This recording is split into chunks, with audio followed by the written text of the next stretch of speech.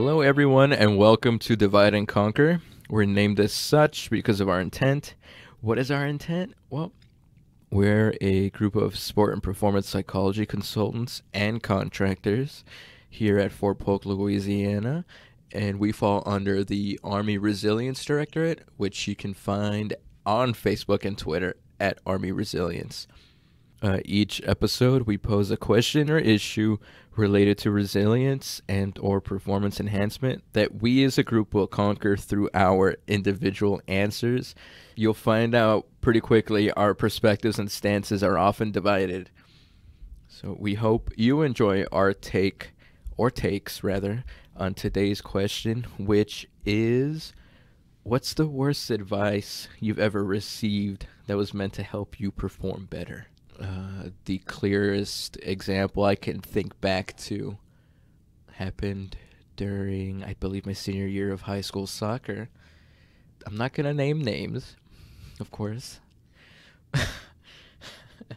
But there was a recurring theme from our coach to tell us, I need you guys to play how I know you know how to play.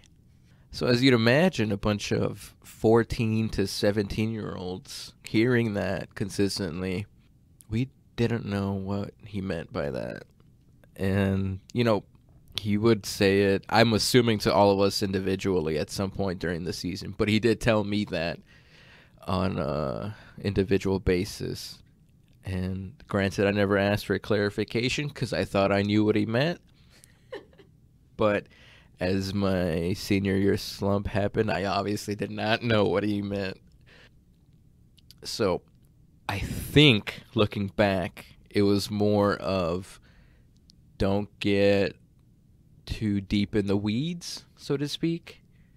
Don't overthink your play. Don't overthink how we operate as a unit, and just go out there. Granted, I think there's a time and place where that is effective, but hearing that at a more constant level or a consistent basis is not as helpful, particularly because of how non-specific that quote-unquote piece of advice is. So ultimately, I think it ended up being counterintuitive because, A, we didn't know how we knew... We did not know how he knew we knew how to play, what that looked like. And B, because we didn't know how that looked like, we never were able to attain that level of performance. So when we were never able to attain that performance, it would just be frustrating for all of us. Well, at least I could see it on their faces, on my teammates' faces, and I definitely was super frustrated. That's probably the most vivid memory I have of bad advice.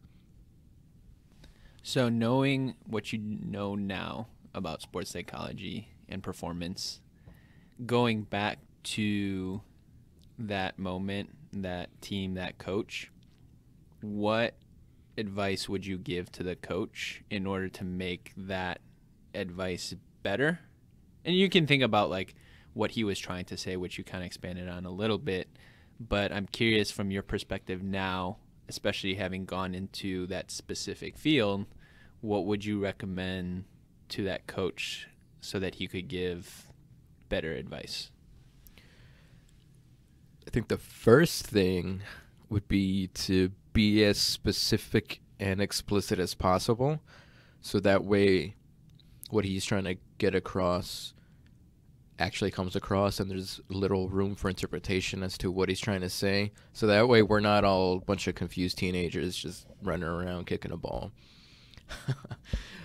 Second of all, be like, maybe you should go try to understand some of these psychological concepts. At least maybe they are things, I'm sure there are things he was aware of, but he just maybe was not able to articulate them in a way that was helpful for all of us. I mean, I feel like most people have come across something like that at some point in their lives where they have an idea they want to come across or get across to someone else, and it's, for whatever reason, extremely difficult to actually put that idea into words, or at least words that make sense, like right now.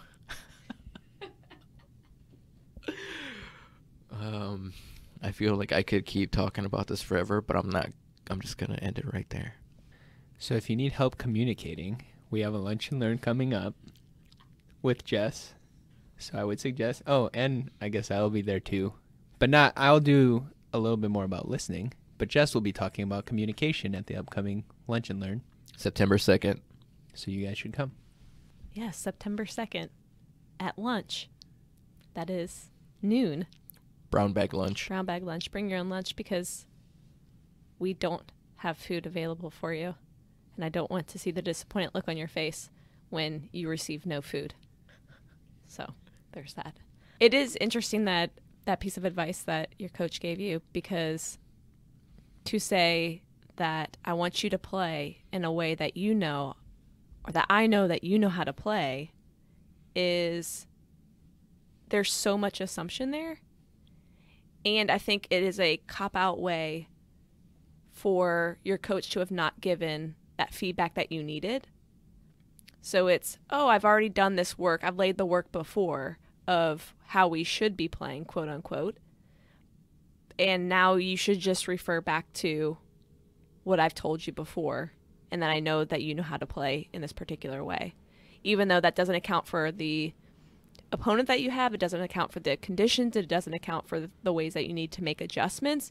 And it's just reverting in a very lazy way back to something that maybe, was it a he? Mm-hmm. Right? So maybe something that he said a while back that you're supposed to remember, and then that we're going to always go back to that one way seems lazy, and also a terrible way to perform at your best is to just always approach the same challenges in the same exact way. It seems like that would set you up for failure. So that's very interesting and not helpful. Quite. So to kind of expand on what you just said, it's not to say that it's always terrible to think back or look back to a great performance you had, but not accounting for, like you said, the different environmental factors that are in fact changed between the last time you had a great performance and maybe that performance you're facing right now would put whoever you're trying to help in that exact situation I was in, and it's just counterproductive at that point. So just to say that, it's not bad to do a little reflecting, but to rely on past performances it would end up being like a crutch. Yeah, I think you're right to reflect back and to be able to use the information from previous performances is really important to get better. Also, I think what I find about what your coach said is that say it again? What he exactly said? Yes, exactly. It's like something to the effect of, I need you to play like how I know you know how to play. So there's a couple things there. Number one, that you can translate from what you know into action. So just because I know how I should be playing doesn't mean I can actually play that way. And secondly, that you're assuming I don't, in fact, want to be playing that way, because I would already be doing, if I knew how to do it and I could put it into action, then I would be. Right. But something is preventing me. So you just saying, hey, play in the way that you know how to play. It's like, well, either I'm not really sure how I should be playing, or I don't have the skills yet to translate from knowledge to performance. And I think therein lies the issue of, Marius, you mentioned this off mic. Some people might just not know what to say in the moment. You have to say something, right? And that could be a potential reason as to why that was being said. But at the same time, if you're saying that very non-specific piece of advice throughout the season, then maybe that's what he truly wanted to communicate to us. But then again, we didn't ask for any clarification. We just kind of rolled with it, and we did win a tournament, so there's that. I should have prefaced this with, the coach is a great guy, great person. It's just not everyone's perfect.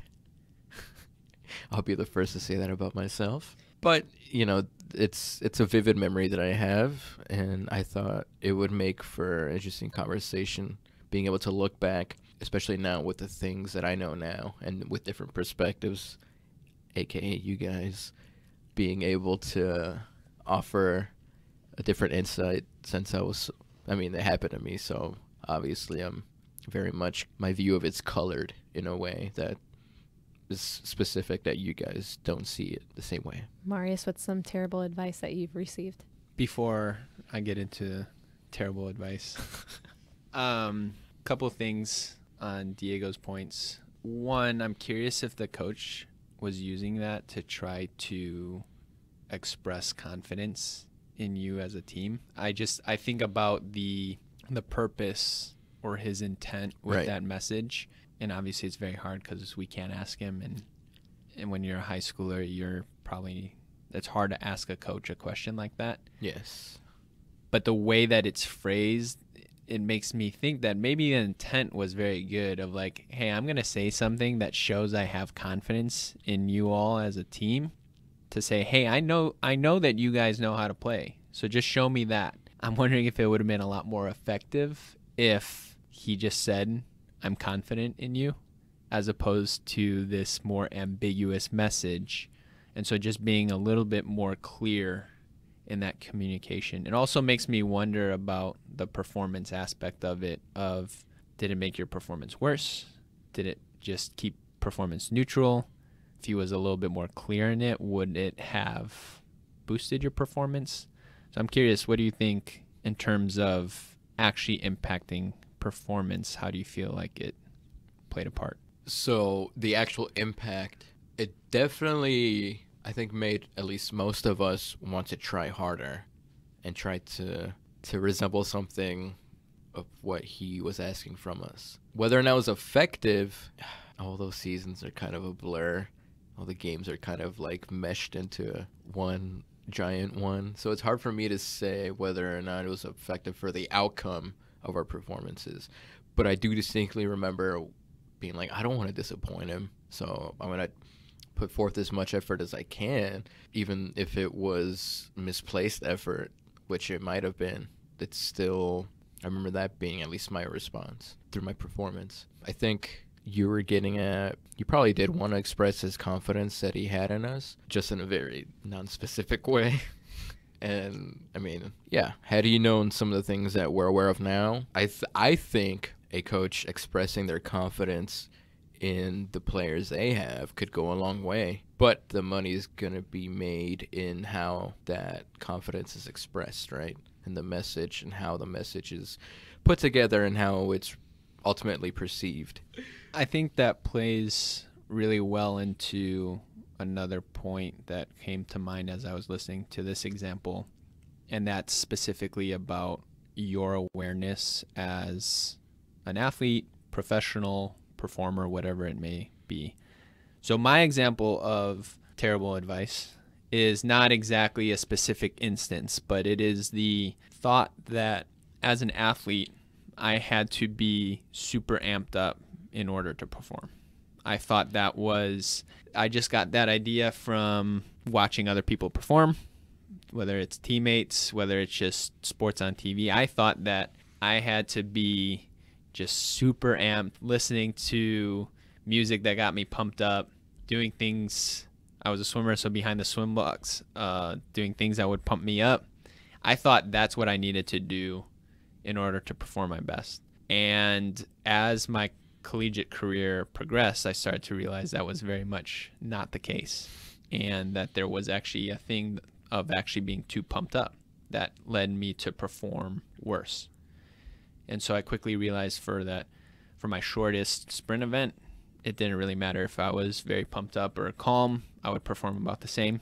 But for my longer events, I realized I actually needed to be relaxed and calm before I competed. And so to kind of bring it together with your point about what your coach was saying to you, Diego, I think a lot of it has to do with awareness of you and what you need when it comes to a lot of this advice, right? So the advice given might be well-intentioned, right? They mean the best. This coach probably did not mean harm by saying this stuff, even though it's very confusing. You know, in my example of advice, it's just kind of stuff that I've taken in myself. But it took awareness on my part to realize, hey, this is not exactly what works best for me in this situation, right? And if I tie it to your situation, Diego, it might be realizing, oh, am I looking for someone to instill some confidence in me? And if that's the case, maybe you can't rely on your coach's communication style or skill in order to deliver that. You might have to actually seek it out on your own. Right. And in my case, I didn't have a resource to talk to, so I just, by trial and error, I started to figure out this is what I needed to do. But it's very, very difficult because I had it in my mind that being pumped up was the right way. And so it prolonged that process of realizing, okay, this is what works best for me, because I was holding on to this idea that there was this quote unquote right way of doing this. So I think it speaks a lot to having the awareness of as an individual that not everything is going to apply to you. Not everything is going to apply to every situation, to every performance. And so just thinking critically about the advice that you get, and just because it doesn't apply to you in that situation doesn't necessarily mean it's bad advice. It just doesn't work for you there. It might work in other situations. It might work for other individuals. But I think that's an extra piece to add into that, where it's like, maybe it works at some points. Don't just disregard it, but really think about how it works for you, or if it does work for you, or where it might work for you. Yeah, I think it's a good distinction to make. I mean, like, I took it to heart. Like, I had my idea of what I should play like, or what my performance was capable of being, but I think, like I mentioned before, it's just too much room for interpretation. Specificity is always helpful for me. I realize that, at least. I do very well with specifics. You know, it's not necessarily like hand-holding, but the more specific feedback I can get, the better for me. I know that about myself. Otherwise, I just like start throwing things at the wall and see what sticks, so to speak. Anyway, I think it's great that you're able to, you know, it might not have been in the moment, it might have taken a little while, but to realize, like, yeah, this is not working for me, or at least it's not working for me right now. So let me take the initiative and try to find something that does. And I think a lot of people might not come to that same realization that they need to go seek out what they need, or what they should be looking for, whatever that might be. And I mean, it can be challenging to do so, particularly in like something as socially dynamic as like a team can be very difficult to navigate. And you know, if you know you need to seek out feedback or seek out an alternative to what's been given to you, that in and of itself can be pretty daunting for not only athletes, but anybody who finds themselves in a group dynamic. I think that being able to look at advice and listen to advice and consider advice in a more detached manner, or at least put it through a trial and see how it goes, is a really big part of the maturation process of being an individual, being an athlete, being a professional, being a soldier, whatever it might be. To realize that just because someone says something doesn't mean it has to be true. But that also makes me think about where advice often comes from. And so, Diego, in your case, if you're talking about a coach that says something that's extremely confusing, especially as a high school kid, you're expecting, at least in my experience, I often expect my coaches to know everything. Right? They are this leading authority in your life, and they give you this advice that's not working for you. And it can lead you to really bang your head against the wall because you want to keep trying, right? You're either trying to please this person or you have a lot of respect for this person. And I think that plays into a lot of advice that we receive in our lives, whether it's from a loved one, whether it's from someone that we respect a lot. And then you get this advice and you want to try it out and you want it to work. So I'm very interested in how do we shorten that time between getting some bad advice and realizing it might not work for us, right? Because in my example, I spent maybe 2.5 years before I realized that being super amped up was not the right way to go. And I think it would have been very beneficial if I could have made that shorter than 2.5 years out of a 4-year career, right? But that's as a, performance consultant, performance expert, that's what I'm interested in doing, is helping people shorten that gap between receiving advice that might not be great and then realizing what may or may work for them and what they can take out of that, right? So even if it's not perfect for them, what can they learn from it? How can they make that better? But I'm curious if that has any relevance to Jess's worst advice that she's received. Actually, something that you just mentioned, Marius, I find interesting, which would be, what is that space in between receiving advice? How do I flush this out enough to figure out if it works for me or not? And realizing that not every piece of advice is going to be something that I have to take in, do something with, make a part of my life. It could just simply be a reminder or something to go, no, whatever I'm doing is effective, right? It could just validate what you're doing, or it could be a trigger to go, well, could I change some things? Could I be doing something better? But it is interesting that coaches decide to provide advice during a performance that they haven't tested out during practice, or during those times where, okay, if I were to provide this advice, then let's have some trial runs. Let's figure out if this advice works for you. So, hey, I'm just curious. So if I'm your coach, Coach Jess, okay.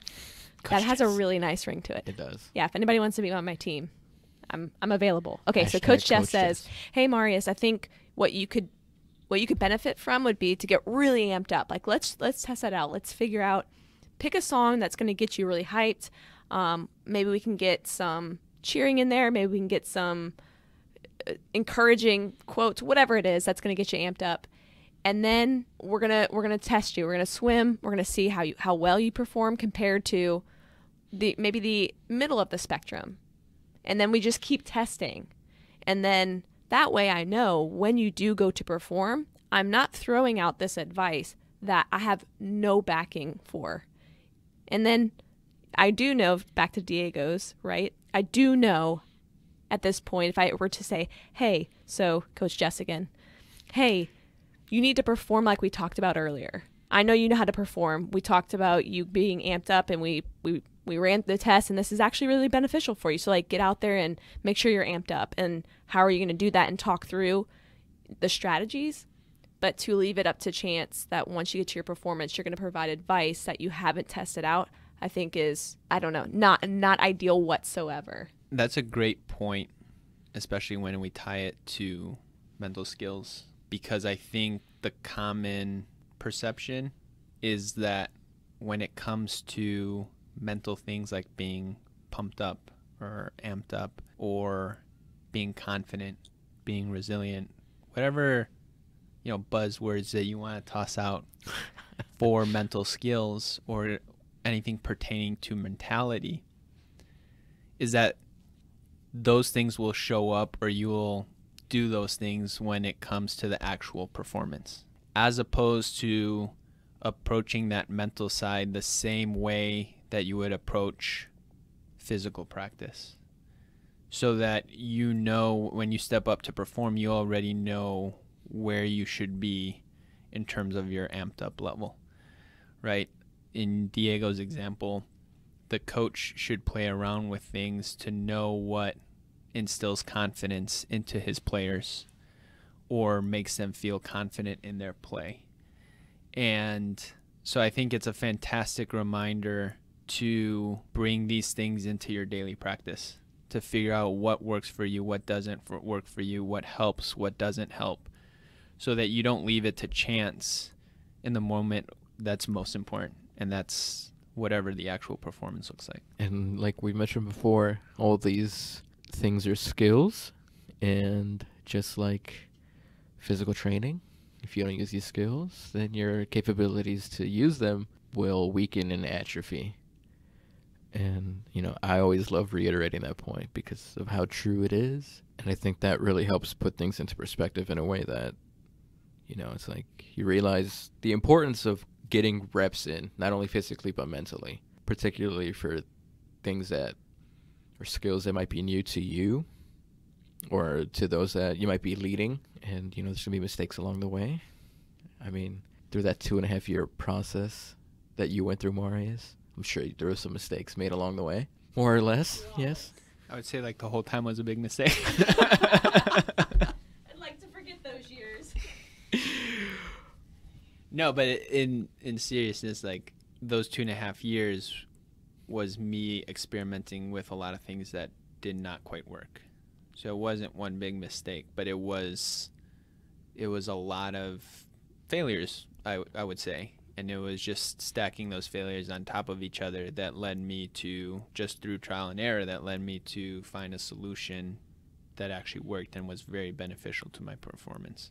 But it was kind of like I was just, because I didn't have a direction, because I didn't have an expert to talk to, because I was trying to figure this out on my own, it was almost like I was kind of digging a hole for myself until I hit rock bottom, and then that allowed me to actually figure out something that worked very, very well. And if you're a soldier listening to this and would like some guidance or maybe some training, you can always head to your local R2 Performance Center.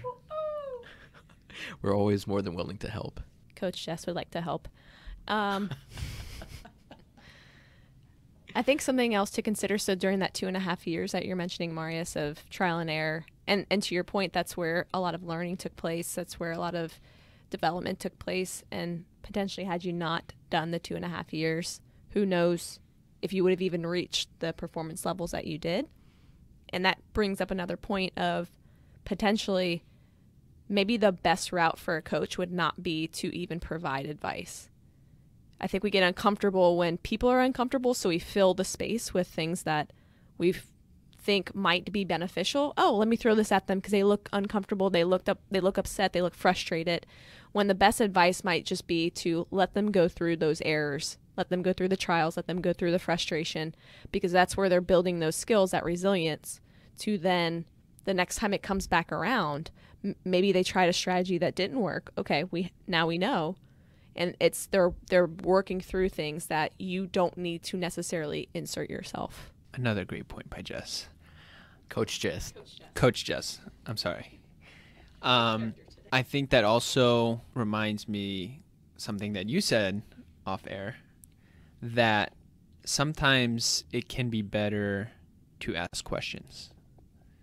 And I definitely understand what you mean by trying to fill that space. I've been in that position before as a coach where you see something going on, you feel like it should be addressed, you feel like you want to help, right? Oftentimes people are in these positions because they're good people, they're good helpers, and so they want to do something, they want to have an impact in that moment, but they might not be an expert in that area, or they might not have a good idea of what to say, so they just say something. And so if we think of Diego as a young high school soccer player, that, typically people in that age, they're very impressionable, and then all of a sudden you have a coach who maybe he just didn't know what to say in that moment, right? And he just said something, and it really stuck with you and impacted you. And so it reminds me that if you are in a position of leadership, or if you're a coach, or even as a teammate, that sometimes when you see these things going on, or you feel like you want to address something, maybe start with a question. Maybe ask that person just to talk about what's going on or how you may help, right? Because that goes back to what we were talking about, awareness. If you ask about, what can I do for you in this moment? And that person has the awareness to say, I'm not feeling confident right now, then it gives you a sense of direction, right? It can help kind of narrow what that person is looking for and what they might need. But I think starting with a question might be better in some points than just offering advice. And that just makes me think about this general theme of worst advice. It could be very well-intentioned people that just didn't know what to say, and so they said something, right? And it stuck with you. It didn't help performance. But if you do find yourself in that position, I think asking questions can be a good start. And so on that note, Jess, a question for Coach Jess. What's some of the terrible advice that you've received or heard? I think for time purposes, I have a suggestion. No, I have a proposition, a proposal. I'm going to put all of the worst advice that I've received on the YouTube channel under the comments, so you all can also leave your worst advice and comment on mine if you feel as if you want to, and maybe to make me feel better about all the worst advice that I received.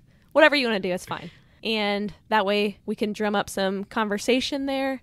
I can definitely leave some information about what I have experienced that didn't go so hot. And yeah, so I would say visit YouTube and you'll see my worst advice. At the same time, all that information will also be on Facebook in case, you might have some trouble accessing YouTube or something like that. So feel free to leave your thoughts, or maybe like what Jess mentioned, some of the maybe not so helpful bits of advice you've received either on Facebook or YouTube. And if you want your anonymity, then you can send us a private message on Facebook. We can keep your name hidden, but also include your thoughts, so that way you can still contribute without worrying about any identity stuff. But who knows, we might be able to get another episode based off of everyone's responses. That I don't know, I find this whole thing fascinating because I'm pretty sure at some level everyone can relate to getting some advice that more than likely was well-intentioned but not super effective. It also makes me think, have I ever given some terrible advice? Like, I'm Right. thinking about all the things that I've said to people and my teammates, going, I've probably said some really not helpful things that maybe I would not want to claim as my own now. I'm cringing. I'm trying to think about that as you're... I'd also be very curious to hear if anyone wanted to share what they did to get over that worst advice. Is it hearing some other advice, or is it some sort of process maybe similar to mine where it was trial and error? But what led to the awareness that that wasn't advice that worked for you, and what did you do to kind of fix your performance or address your performance in a positive way coming off of that? So I think that would be really cool, not only for us to hear, but I think when you post that and share that, then other people can see that, because chances are you're not the only one that's received that bad advice, and you're not the only one that's gone through that process. And it can be not only empowering for the person who's sharing, but I think it can be very helpful for the community at large to see things like that and know that, hey, there's someone else that has gone through this.